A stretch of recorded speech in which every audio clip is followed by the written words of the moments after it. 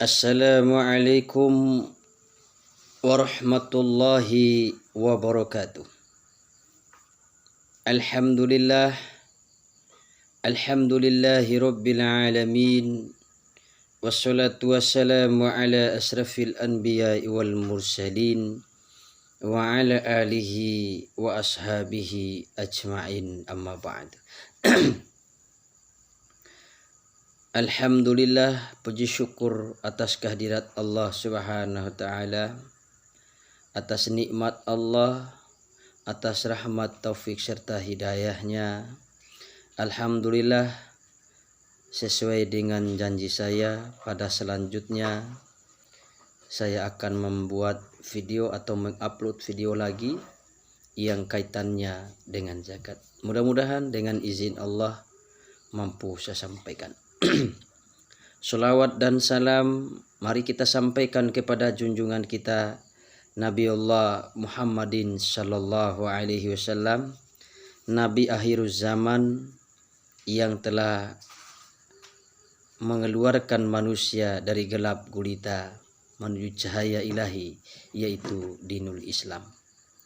Mudah-mudahan kita semua mampu menegakkan kalimat la ilaha illallah sampai kita menutup mata.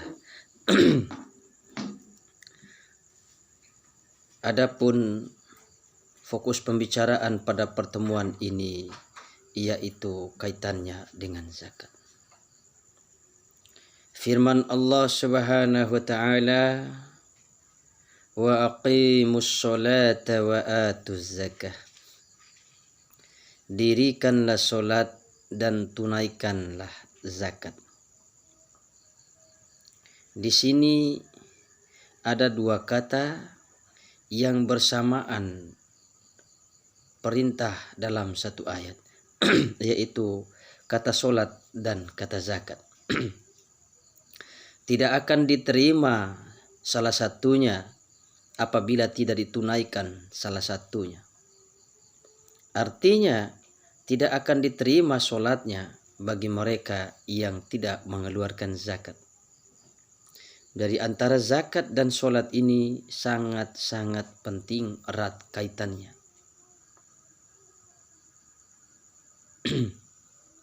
Tidak akan diterima zakatnya bagi mereka yang tidak melaksanakan solat.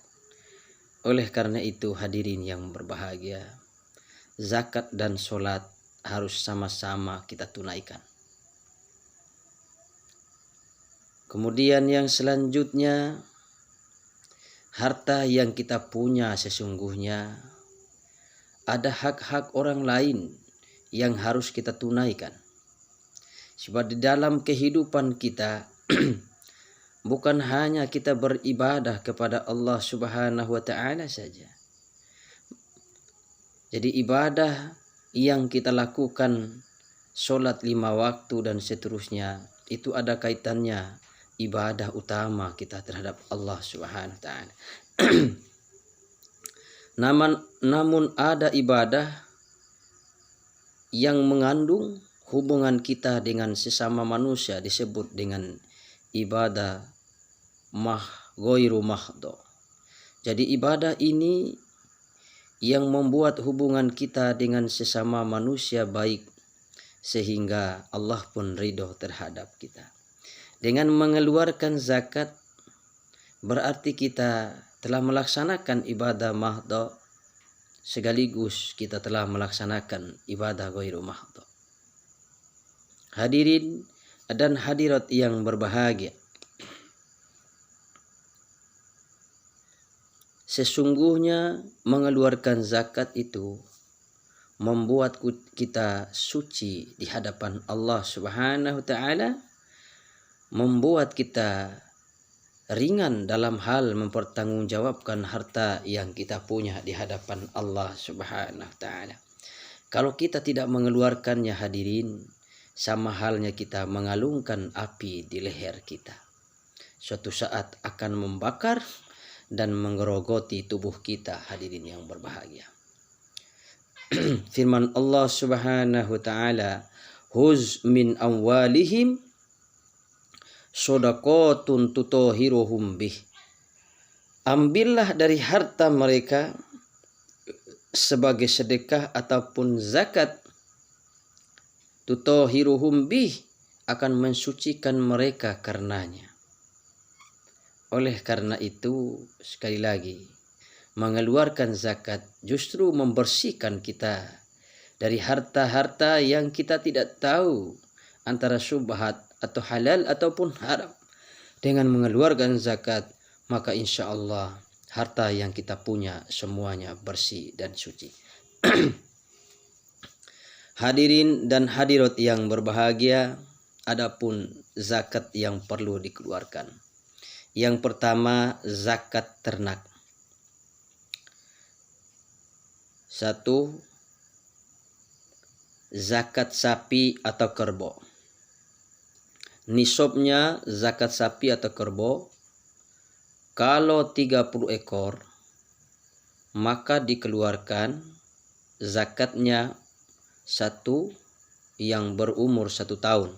Apabila 40 ekor, maka zakatnya dikeluarkan seekor sapi yang berumur 2 tahun.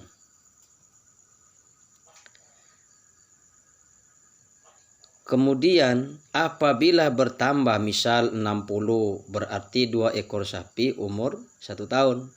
Kalau 80 berarti 2 ekor sapi umurnya 2 tahun, begitu seterusnya. Kemudian yang selanjutnya, hadirin yang berbahagia, zakat profesi atau zakat pendapatan. Zakat profesi atau zakat pendapatan itu wajib kita keluarkan 2,5 dari penghasilan. Salah satu contoh, misalnya kita mendapatkan hasil jagung 20 ton. Kalikan saja 5.000 per kilo. 20 ton berarti 100 juta. Anggap saja biaya beserta modalnya 40 juta, jadi sisanya 60. Jadi 60 inilah yang wajib dikeluarkan zakat. 60 juta dikali 2,5 yang harus dikeluarkan, maka jumlahnya sekitar 1,5 juta. Kemudian yang selanjutnya, zakat profesi. Misal dari hasil pekerjaan kita dan seterusnya, kita mendapatkan 1 juta misal. Maka yang kita keluarkan adalah 25.000 dari 1 juta. Artinya setelah modalnya kita pisahkan dari untung dan seterusnya. Kemudian yang selanjutnya, zakat kambing. Zakat kambing apabila memenuhi nisabnya 120 ekor, maka wajib dikeluarkan 1 ekor yang berumur 1 tahun. Begitu sebaliknya, apabila bertambah 240 berarti zakatnya 2 ekor. Begitu seterusnya. Kemudian yang selanjutnya, zakat pertanian. Zakat pertanian apabila pertanian itu dihasilkan dari air hujan, artinya tidak menggunakan pengairan dari bendungan, maka 1/10. Apabila menggunakan pengairan, maka 1/20. Hadirin dan hadirat yang berbahagia, sekali lagi, ketika kita mengeluarkan zakat, itu sesungguhnya tidak membuat kita miskin. Dengan mengeluarkan zakat sesungguhnya akan menambah keberkahan dalam kehidupan kita.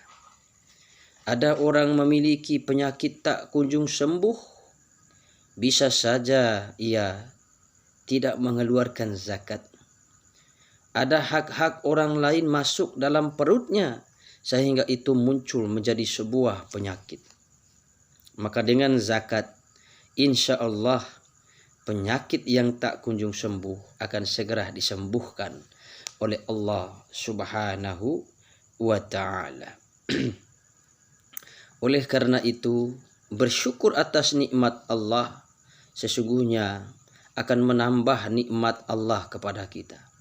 Sebaliknya, semakin kita mengingkari nikmat Allah akan membuat azab Allah datang pada kita. Jadi tinggal kita pilih, mau Allah tambahkan nikmat, silakan kita bersyukur dengan cara melaksanakan perintah menjauhi larangan Allah. Salah satu perintah Allah adalah mengeluarkan zakat.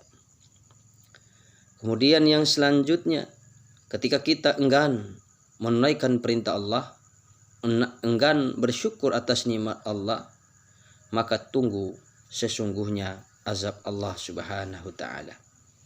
Maka jangan heran bisa terjadi bencana, wabah, penyakit, virus dan seterusnya, bisa saja disebabkan karena kita tak pandai bersyukur atas nikmat yang Allah berikan kepada kita semua. Sebagaimana firman Allah, la in syakartum la azidannakum wa la in kafartum inna azabi lasyadid. Jikalau engkau bersyukur atas nikmatku, niscaya akan kutambahkan nikmatku kepadamu sekalian.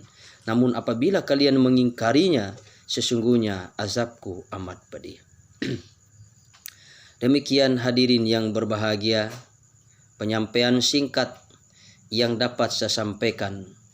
Mudah-mudahan ada manfaatnya. Apabila ada kekeliruan, itu datang dari kebodohan saya sebagai manusia. Apabila ada kebenaran, itu semata-mata rahmat dan hidayah Allah Subhanahu wa ta'ala. Demikian, jangan lupa like, comment, share, and subscribe agar saya dapat membuat termotivasi untuk mengupload video selanjutnya. Terima kasih. Wassalamualaikum warahmatullahi wabarakatuh.